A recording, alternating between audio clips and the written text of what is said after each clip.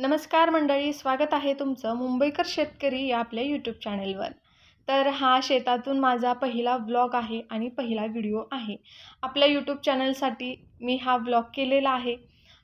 तसं बघता मी डाळिंबाच्या शेतीमध्ये पहिल्यापासून काम करते. आमच्या डाळिंबाच्या भरपूर शेती आहेत.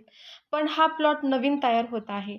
नवीन प्लॉट तयार होत असताना माझ्या मनामध्ये असं आलं, की चला आपण यूट्यूबवर सुद्धा एक आपलं चॅनल तयार करूया. त्याचप्रमाणे जशी शेतीमध्ये सुरुवात केली आहे, तशीच आपण इथे सुद्धा सुरुवात करूया. हा नवीन प्लॉट तयार होत आहे आणि इथे आम्ही डाळिंबाची झाडं लावणार आहोत. किमान 500 झाडं बसतील एवढी अशी आमची ही शेती असणार आहे.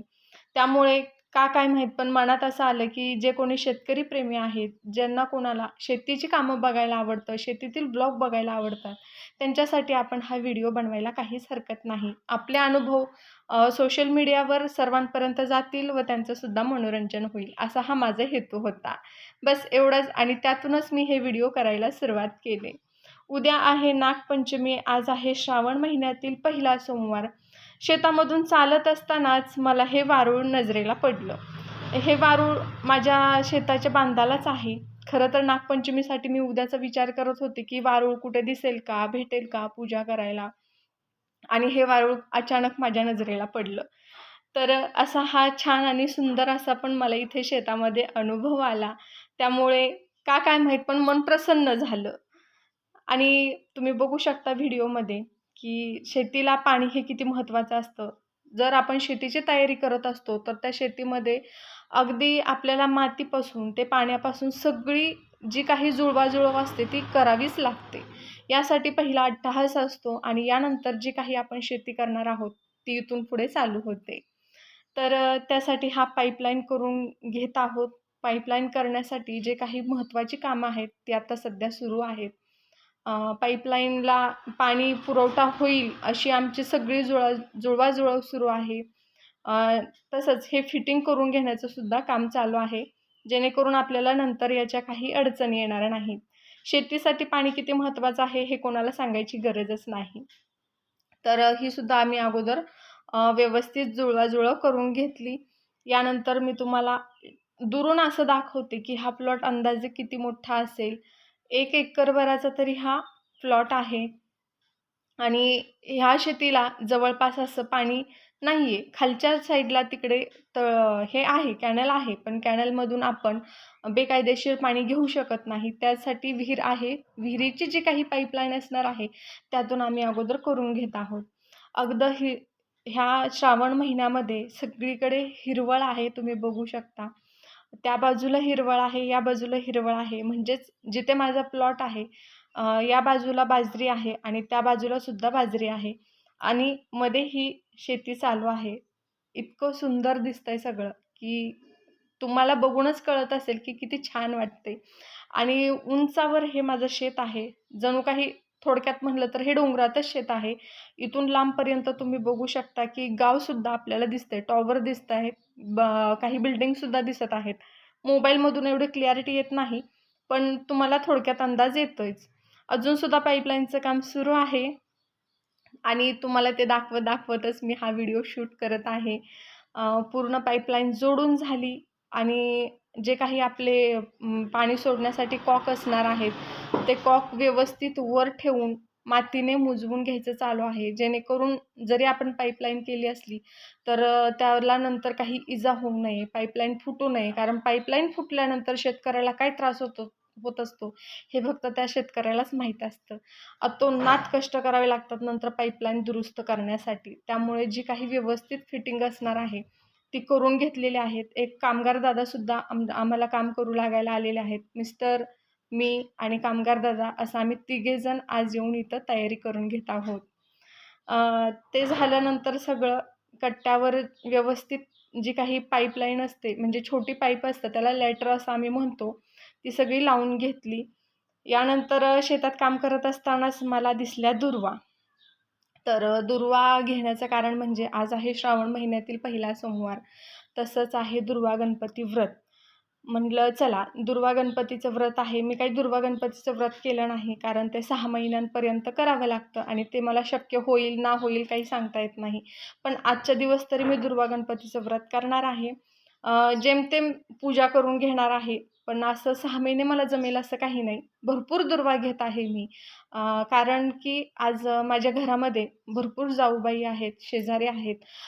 मी शेतामध्ये आले, मला दुर्वा सापडल्या. त्यांना भेटतील किंवा नाही भेटतील म्हणून मी जास्त प्रमाणात दुर्वा घेऊन जाते घरी. जेणेकरून ज्या कोणी गरजूवंत असतील, ज्यांना कोणाला दुर्वा गणपतीचं व्रत करायचं असेल, तर माझ्या हातून त्यांच्यासाठी ही छोटीशी मदत होणार आहे आणि त्यांना दुर्वा मिळतील ह्या हेतूनं मी भरपूर अशा दुर्वा घेऊन जाणार आहे. शेतात आल्यानंतर बऱ्याच गोष्टी सापडत असतात. आता एक म्हणजे माझी अजून पूजा झाली नाही आहे. मी अजून दिवसभर शेतातच आहे. खूप लवकर आले शेतामध्ये काम करायचं होतं म्हणून. प्रदोष काळामध्ये मी महादेवांची पूजा करून घेणार आहे. त्याच्यासाठी ही माझी छोटी-छोटी सुरुवात आहे. शेतात काम करत असतानाच देवाची पूजासुद्धा मी करण्याचा विचार करत आहे. म्हणजे देवपूजेचं जे काही साहित्य लागतं, त्याची जुळवाजुळव मी इथूनच करून घेत आहे. अशा प्रकारे दोन्ही कामं मी सोबत करत आहे आणि शेत एक असं आहे, शेती असा गोष्ट आहे म्हणजे निसर्ग अशी गोष्ट आहे जिथं आपल्याला सगळं मिळतं. घरातलं साहित्य त्यासोबतच जे काही आपलं कष्ट असतं त्याचंसुद्धा फळ आपल्याला इथं नक्कीच मिळतं. तर सगळी कामं आवरली आणि आता मी निघालो आहे घरी. घराची वाट धरली आहे. अख्खा दिवस कामामध्ये गेला.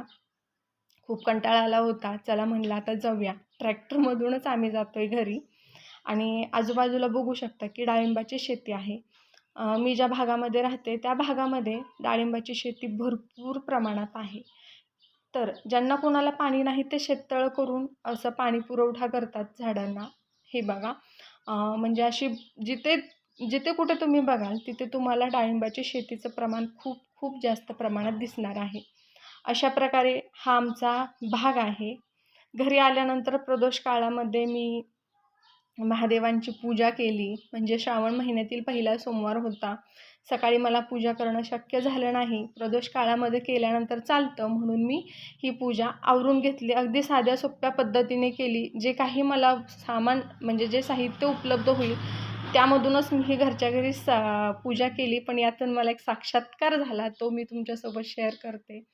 थोडक्यात महादेवांनी माझी सेवा मान्य केली असं सांगण्यासाठी मला त्यांचा साक्षात्कार झाला. तुम्ही बघू शकता या दिव्यामध्ये 3 फूल तयार झालेले आहेत. आता व्हिडिओमध्ये एवढं क्लिअर दिसत नाही आहे, पण तुम्हाला अंदाज येतो आहे, की दिव्यामध्ये 3 फूल तयार झालेले आहेत. असं म्हणतात, की दिव्यामध्ये 3 फूल तयार झाल्यानंतर देवाला आपली सेवा मान्य असते. त्यामुळे ही पूजा करताना मला खूप खूप आनंद झाला. अशा प्रकारे माझी ही पूजा झाली. शेतातून येत असताना मी अळूची पानंसुद्धा आणलेली होती. तर मी खास करून ही अळूची पानं नागपंचमीला करण्यासाठी आणली होती. पोळ्यांचा स्वयंपाक असणार आहे. त्यावेळेस आपण तळणाचे पदार्थ करतो तेव्हा करूया असं म्हटलं होतं. पण घरातले सगळे म्हणाले, की उद्याची वाट कशाला बघायची? आजच कर भाजणीची अळूची पानं. आमचा जो महिला वर्ग होता म्हणजे सासूबाई, मी, मुलगी आमचे उपवास होते. आम्ही काही उपवास सोडणार नव्हतो. पण घरातील मंडळी इतर ज्यांना उपवास नव्हते, त्यांना अळूची पानं खायची खूप इच्छा झाली.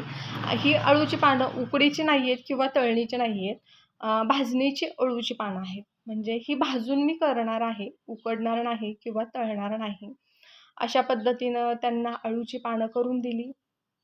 सर्वांना आवडली, आवडीने खाल्ली आणि एक असं झालं की चला उद्या नागपंचमीच्या सणासाठी आपण नंतर शेतातून आणूया. आपल्याला काही असं अडचण नाही. शेतामध्ये आपल्या भरपूर आपल्याला अवेलेबल आहे. यानंतर मी हा लोखंडी जो तवा आहे त्यामध्येच तळून म्हणजे भाजून घेणार आहे. शक्यतो लोखंडी तव्यामधले पदार्थ खाणं आपल्या आरोग्यासाठी खूप छान असतं. आपल्याला डॉक्टरसुद्धा सांगत असतात. त्यामुळे आमच्या घरात बरेच असे पदार्थ असतात की स्वयंपाकाचा एक भाग म्हणजे लोखंडाच्या तव्यामध्ये आम्ही करत असतो.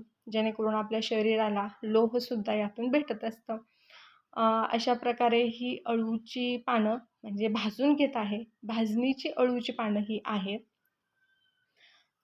यानंतर थोडंसं पाण्याचा शिंतोडा याच्यावर द्यायचा तेल टाकून जेणेकरून कच्ची राहणार नाहीत किंवा जिभेला चरचर लागणार नाहीत. अशा पद्धतीनं ही पानं मी करून घेतली. तुम्हाला हा व्हिडिओ कसा वाटला कमेंट बॉक्समध्ये नक्कीच सांगा. तसेच मी शेतकरी आहे आणि शेतात जी कामं करते ते मी तुम्हाला व्हिडिओमार्फत दाखवण्याचा प्रयत्न करते, व्लॉगमार्फत दाखवण्याचा प्रयत्न करते. सपोर्ट करण्यासाठी आपल्या चॅनलला सबस्क्राईब करा, लाईक करा आणि शेअर करा. तुमचं असंच भरभरून प्रेम माझ्या चॅनलला द्या. धन्यवाद.